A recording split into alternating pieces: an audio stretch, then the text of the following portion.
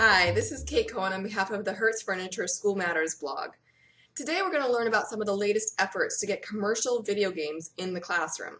That's right, commercial first-person video games in the classroom. Sounds like the end of education as we know it? Well, maybe it is, and maybe that's not a bad thing. When I first saw this headline on sfgate.com, I admit I was a bit shocked. I'd never thought that a game by the makers of Sims, shown here, would end up in the classroom.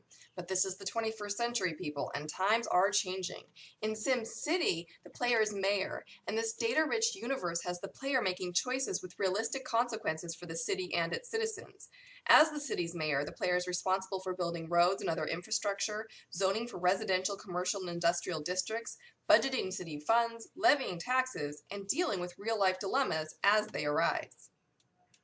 The urban planning game has actually been used for educational purposes since the first version came out in 2003. And now the makers of SimCity, Electronic Arts, want to get SimCity into the classroom. To do so, they've launched Glass Lab, a collaborative effort between game makers and educators that hopes to be a central resource for teachers who want to use games in the classroom.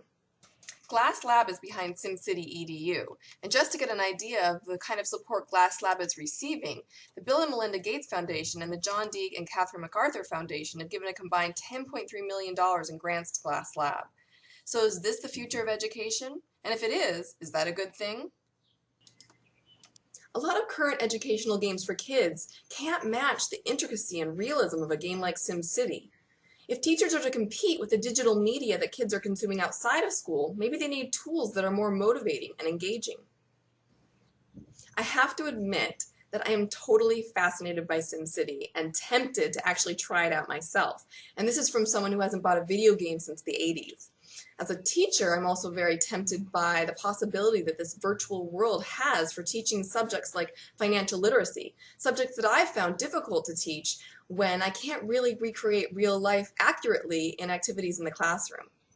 But I'm still hesitant. I have a big fear of the addictive qualities of games like these. And in fact, in a recent Glass Lab blog post about the use of SimCity in a California classroom, the writer observed that the students were so excited by the game that they wanted to skip recess. I hope the teacher didn't let them. One of the 21st century skills that we're all still trying to learn is how to find balance between this virtual digital world and our real lives. I can imagine a future like scenes from the popular science fiction novel Ender's Game by Orson Scott Card, in which students learn everything within various simulated environments.